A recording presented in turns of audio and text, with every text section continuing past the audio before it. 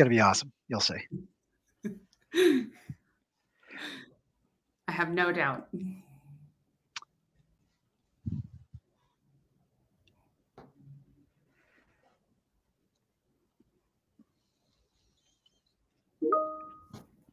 Oh, hey everybody. This is Ian. Welcome back. Welcome to the breakout here with Informatica. I'm joined by my colleague Marie. Marie is a domain expert with the data governance group here at Informatica, and wanted to take a few minutes certainly to answer any questions you have about our solution. Certainly, you can put those in the Q&A window. In the meantime, I might give you guys a quick overview of kind of what we're doing here with regard to data marketplace and data sharing, just to give you a flavor of sort of how we are, kind of the approach that we're taking. And that this might help to illustrate that. And it might prompt some questions too from the audience as well. So with that in mind, I was going to go to this presentation. Marie, can you see the Yep, presentation? Okay. you're good. So I mentioned I'm a product manager here in the data governance and quality group at Informatica. So by trade, I'm a software developer. I make software for a living. I've been with Informatica for about 12 years. Worked on MDM, worked on data governance technologies, like I mentioned in the panel. More recently have turned to focus specifically on data sharing use cases, which is why we were so excited when Wayne approached us about the possibility of participating in this CDO tech event. I think one of the things that we've been exploring for quite some time, and something that I did mention in the breakout panel, is that we have had customers I mean, we're a market leader in metadata management, in data governance and catalog capabilities, as well as data quality and data integration, which I think we're certainly known for at a brand level. Um, and that one of the things that we've been experiencing with the chief data officers who use our technologies to serve their data consumers is that they were kind of really orienting their data governance practice towards a focus around making data available to consumers. Because I think they recognize, and I think this is something that more broadly has been recognized by the need for this event, that that data is only valuable when it is used to drive business decisions, to drive digital transformation. And to do that, you need to be able to make data sharing, as Eric said, as frictionless as possible. Um, and that's a critical factor for us. Organizations today, I mean, sharing data is a thing that happens. It doesn't necessarily require a data exchange platform. It doesn't require a data marketplace. It doesn't really require any technology at all, right? And data sharing is happening inside of your organization. I think the critical issue is that data sharing lacks certain capabilities to be able to scale and to provide visibility. We recognize these as sort of four cornerstones of data sharing, and they come down to what the other Ian on the panel was saying, sort of like that ease of experience, that ease of adoption, ease of use. The first one is, here, let me back up a second. Let me open these up. The first one is findability. And in fact, actually, this issue I think is one. It's so baseline that I think people often don't realize its implications. But in fact, actually, if there's no one-stop shop to go to be able to find what's out there, you won't know what's out there. And organizations and consumers will be sort of left to their own devices to sort of patch together whatever is available to be able to find the data that they're looking for. Often this relies on those social connections that we were talking about in the breakout, right? It's like who I know is sort of like how I find what I know. So I only see what I have visibility into. Um, Understanding the data is another critical factor. So, for example, if I can find, a view that somebody compiled that may have some attributes in it that I need, do I know that this data is actually fit for my purposes? Um, do I know, this data was actually compiled for the purpose for which I want to use it? Knowing who else is using it is often very key to to making a determination about whether or not the data should be used. Often knowing who owns it. This is another thing that I think is, so baseline that you'd think that everybody would have this, but you'd be surprised how many people out there are like, we have a large library of Power BI reports that we stood up over time, but we have no idea who's authorized to distribute access to them. So all the requests to access go back to IT, and they have a 6-way queue to determine who's going to get that. Right. Um, Overcoming that is actually very critical to be able to facilitate data access, and then being able to trust that data. Right. So it's like, do I know if this data is any good? Do I know if it's something that I can use? Should I use it? Does it have information? Does it have data that maybe I shouldn't be privy to, shouldn't have access to? Right. Again, if you're relying on sort of informal networks to be able to provide that access to data, that trust dimension isn't there. You're sort of relying upon the person next to you to inform you of that. And that person may not be, probably isn't the head of data governance, probably isn't the chief data officer, right? So, and then finally, can I get it? I think this is critical for us. For Informatica, we've been in the business of making data available to the people that need it on any platform from any source to any target for the better part of 29 years now.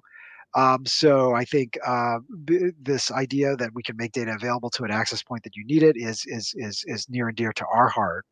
Um, but also, I think that it gets to this thing: if the experience of being able to facilitate data access or a data marketplace is there, but the delivery doesn't happen, then like what's the point? I think Ian's point about kind of online retail providing a template for how data marketplaces might work really illustrates this, right? The reason why you go shopping online to get the products you want is because they're going to show up at your doorstep in the 24 to 48 hours, right? And you have that with high reliability. That's what really makes the marketplace work. And that's why we built the marketplace that we built, that provides that sort of one-stop shopping experience for data, but also why the marketplace, it runs as a service on our cloud platform. Um, it is, effectively what it is the what Wayne described as the um, data exchange platform, right? But that data exchange platform can plug into any data environment from which you need to be able to source data, can provision data to any endpoint where you need to be able to get that data. This gets to kind of the root of what we're doing here, which is allowing data producers, data owners to onboard onto the marketplace, put the data products that they want to get out on the marketplace, regardless of where that's coming from.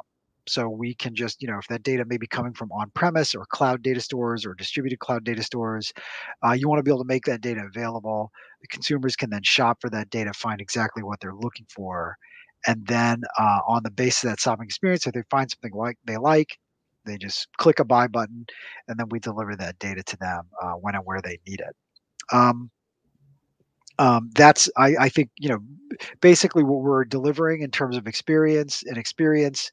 To give you a sense of sort of what that experience looks like, I was just going to give you some visibility into what we're doing here with the marketplace. Now, I think we mentioned Wayne mentioned that we're focused on internal marketplaces. I guess I would say that really the way to think of this is that this is Informatica's data marketplace service on the cloud, but in reality, it is your data marketplace. So, just by way of example, I might say I want to be able to modify this data marketplace and say I want to turn it into the Eckerson Group's data marketplace, right? So maybe Eckerson has some color standards. It looks like they have really focus on orange and blue. So I'm going to go give it those, give it those colors. I can go ahead and create that marketplace, and then all of a sudden you've got the Eckerson Group data marketplace right here on your websites. The idea is that it's not Informatica's data marketplace that you onboard onto, and you're using our platform to share your data. It is your data marketplace and you use it to engage with your customers, your data consumers, your constituencies, and to connect your data providers and your data consumers so that they can collaborate to optimize the value delivery of your data. Um, Here, I won't continue to use the Eckerson Group's logo because I've done it without their consent, but just by way of illustration, was going to use that to say that to make that point. How do consumers do this? Well, effectively what we do is we provide a way for you to organize your data into specific topics or domains that are of interest to you or of interest to your consumers. We also kind of front and center just provide information about sort of what's the publication activity on the marketplace. What are the net new products, the hot new products that are being used on the marketplace. You can dive into any one of these areas and get visibility into sort of what data is available. But if you need something more specific, you can always search for whatever it is that you're looking for. Let's say you're looking for something like sales data. You can search for that, and then it'll retrieve that based upon the descriptive information for that. But in addition to that, for example, if you're looking for data that's intended for analytics use, you can isolate data that's specifically been certified for analytics. Maybe you're looking for data that is highly rated, so you want to get data that is been rated 4 stars and above. Maybe you want to get data that can be delivered specifically to a given delivery endpoint. Maybe my productivity environment is PySpark because I'm doing machine learning and analytics, and I need to be able to find data that's specifically available for that. Um, so you can see that, kind of the rich metadata layer that we have, inside of the marketplace that we're getting from the underlying cloud platform, right, allows you to quickly isolate data, find specifically exactly what it is you're looking for. You can get visibility into sort of like how are people using this data, how are people sourcing and consuming this data, right? um, is the data any good, right? So it's like we can report on the data quality of the data and what are the ingredients of this data. So for example, which data sources am I getting this data from, all right? Where did this data come from? um, so this information, right, really, you can, one way to think of it is it's like the nutrition label on the package of sugary cereal that I got for my kids, right? Yeah, I can see basically how how this what's the nutrition content in this. I didn't look at the label for the kids cereal, but I'm sure it was nutritionally very good for them. So, get some more detail on sort of like where this data came from. Again, I can see the data quality scorecard. I can see the flow of this data, where this data came from, and again, I can get visibility into where this data was obtained, which systems actually started, produce this data for me. And this over time will give me confidence about the data that I'm sourcing so that if I want to be able to get a look at it, I can. Also, I can see who else is consuming this data. So, for example, if I know Betty is using this data, and I know Betty, because she's a partner in my data science and analytics practice, I know that this data is good for her use. I can see what else Betty is using, right? So Betty's doing a lot of analytics. She's getting a lot of data provisioned into Tableau, also into S3. Again, this helps me to the point that Eric was making about collaboration, allows me to get visibility into who's using this data. Oh, and by the way, if I have questions about this, right, if I need to be able to ask, say, okay, well, hey, John, I need to know something about this data, right? I can just reach out to John right here and I can just go ahead and, touch him and say, hey, uh, Speaking of questions, Lisa wants to know if the marketplace has built-in data quality validation capability. great question. Thanks for calling that out, Marie, because in fact, I cannot see the Q&A window Yeah. with this demonstration. So I would say, in fact, yes. So what we provide a way to be able to onboard data assets that we acquire from the underlying estate. So these can be coming from anywhere that Informatica supports by way of a platform for data exchange. Right. So any cloud platform, any on-premise platform, we have over 130 connectors from which we can scan and ingest metadata, provide that metadata to you for that purpose. In line with that, we also provide data quality scoring. So, just by way of example, I think I pulled this one up earlier. We scanned this from an Oracle store at some point in the past. It provides this data quality report. So, the data quality validation is built in. One point of this is that the data quality that we do on the data that we're acquiring is automated in such a way that when we classify the data based upon patterns that we're detecting in the metadata. So, for example, the structure of this data, the fact that it sits in this table or sits in this schema, also including patterns inside the data itself based upon the profiling that we're doing. We can recommend a glossary tagging associated with that. And then that glossary tagging also comes in with data quality rules that we can use for scoring and for validation, things like that.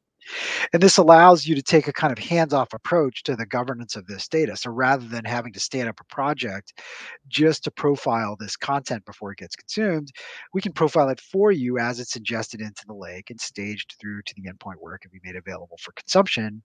And then by the time it makes its way out to the marketplace, that data quality validation and scorecard is already available for your use. You didn't have to do any additional work. You just, when you put this data into the data product, that data quality validation is there. And then that gives the consumer the confidence to go ahead and press that buy button. Want to be able to get that data where and when you want it. Say, for example, I need this data delivered to Tableau. I can just specify that I want this in the Tableau marketing project, right? And then specify, hey, this is gonna get billed back to the U.S. marketing business area. Click next. Accept the terms and conditions of use. Those terms and conditions again can be tied to policies that sit upstream in the governance layer. So the governance team can define the policies that determine the correct terms of use for data one time, and then you can distribute those to any consumer that needs it. If you go ahead and accept the terms and conditions of use, you click OK, and then behind the scenes, we just kick off the processes that provide notification and review and approval. You can track that here in your My Orders tab. As you're getting those updates serially, this order will be processed, and over time, what we'll provide back to you is is the delivery of that data to the endpoint where you want it, and then subsequently you can go ahead and get access to that data here. We also maintain a record of your access to that data, and that if we need to be able to reverse that access at any point in time, we go ahead and we can make that available to you. So, for example, in this order, you can see where I got this access. If I click into the access here, you can see this record of basically like, okay, I got this access on this date at this time. It was provisioned to this endpoint, this Databricks store. It is available. It was approved by this owner and fulfilled by this consumer on this time on the basis of these terms of use. So again, we're leveraging the information that we provided in from the governance layer, the policy controls, the ownership, the quality, the content of this data, and we're putting that to the purpose of giving the user a sense of understandability and trust so that they know that when they get this data into the analytics environment they want or into the Kubernetes runtime where they can use it for training their machine learning algorithm, um, that they can do this in an automated that they can do this with reliability, with trust that the data that they're getting is absolutely the data that they want. Which is a goal of any governance organization, but something we specifically facilitate with the Intelligent Data Management Cloud. Um, One other point I want to make about this is that the marketplace capability is a service that sits in our Intelligent Data Management Cloud. So our customers actually use the data marketplace to be able to provide that kind of um, that kind of ease and frictionless data access experience. But in point of fact, everything that's doing the heavy lifting in terms of the way Wayne described the data exchange platform is all sitting up here in the intelligent data management cloud. So ensuring that the data can be sourced reliably, that we can do that in real time if we need to. We use app integration for that. Getting that core metadata and lineage that you need to ensure that you know where that data came from. That's coming from the catalog. Ensuring that we have the appropriate semantic description, we can assign ownership, and we can ensure the quality of that data, governance of privacy and data quality. If the data is coming from a specific domain and you need to ensure things like compliance with consent, things like that, using master data management and customer 360 to do that, all backed by an AI engine that automates the process of discovery so we can ensure with high reliability that this data is exactly what it is that you're looking for, even if you're ingesting that data at scale. This is what allows us to automate a lot of the processes for being able to get that data into the endpoint where they need it. So, for example, when the consumer finds data they're looking for and they request it, on approval, we can actually orchestrate the delivery of that data downstream into any endpoint they want. So, data can be ingested into the lake, staged through the lake staging process to ensure quality and reliability, and then made available to any endpoint that they need. And that's something that we're automating. With capabilities in the intelligent data management cloud, and not just for staging physical data too, but also for making data available to third parties. We provide facilities on the Informatica cloud to be able to provide to support API mediated or virtualized access to data using Data Integration Hub or managed API services that are sitting in the cloud as well. This allows external consumers um, with whom you want to be able to make certain data products available, the ability to be able to acquire that data through those virtualized links through API based provisioning or through pub sub subscriptions through the integration hub. So wanted to make this available to you, make you guys aware of the capabilities that we were talking about. And I mean, obviously, these capabilities are the reason why Wayne invited us to come on to the session in the first place. I wasn't sure, Marie, if we had any additional questions coming back, or if the demonstration we provided might have prompted some questions from the team. There haven't been any yet. So if anybody has any, now's the time. Excellent. Yeah, I'd say that this it's a new area for us, but one that I think we've been focused on quite a bit in terms of providing this type of user experience to be able to again provide that sort of frictionless data access. So I've always been impressed by it as someone who was on the practitioner side. The marketplace, if I had had that, to be able to say, you just go here, look here first, because this is the data that's trusted. And the fact that it'll publish the quality scores and that you can actually go down to the data element level to see the quality scores coming across means people don't have to, do that level of networking to be like, to, do you use this? exactly, How's this going? yeah. I think that another thing I would say about this too is the collaboration dimension. It's very interesting to me that Eric from CoreLogic mentioned this introduction of this concept of spaces. It's very similar to kind of the collaboration experience that we've built around the data product, being able to enable producers and consumers to be able to interact in real time to get visibility into this data. Also, the ability to kind of enable you to connect with other consumers, for example, to get visibility into the data they're using and engage with those consumers directly to be able to understand the experience of the data they're using. I do think that this concept of being able to enable or facilitate collaboration both between producers and consumers and consumer to consumers, really the next wave of user experience that we're building on top of data marketplaces and data catalogs more broadly. Um, Neil asked, what resources I believe are needed to understand the ideal and pragmatic governance, something to be a Yeah, credible data to supplier. be a credible data supplier. That's a Yeah. good question. I think that and Marie, I might draw on your experience as a data governance practitioner about this too. I would say Mhm. that one thing about this is when I mentioned this in the breakout that often historically I feel like data governance um, has sort of kind of been underserved in a way by virtue of the fact that often, the organizations undertook data governance initiatives because they were compelled to do so, or they felt they were compelled to do so to meet certain regulatory compliance, privacy compliance initiatives, right? And as a result of that, they would sort of shortcut their data governance investment. They would just do enough to evade, whatever kind of regulatory control that they were And that's undertaking, to right? check the box. Yeah, there's been that side of it for a lot of things. Right.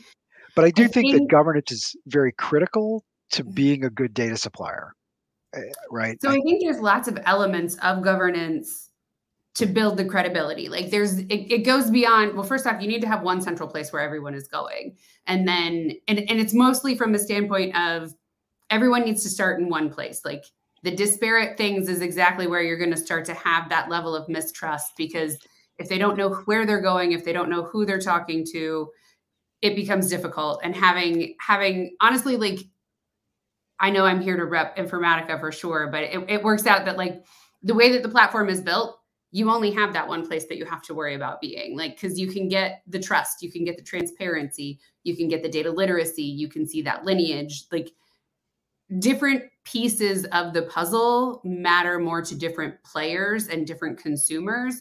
And so the fact that all of them can be surfaced in one place so that Mhm. everyone knows where they should be going, to understand a policy, to understand a business term.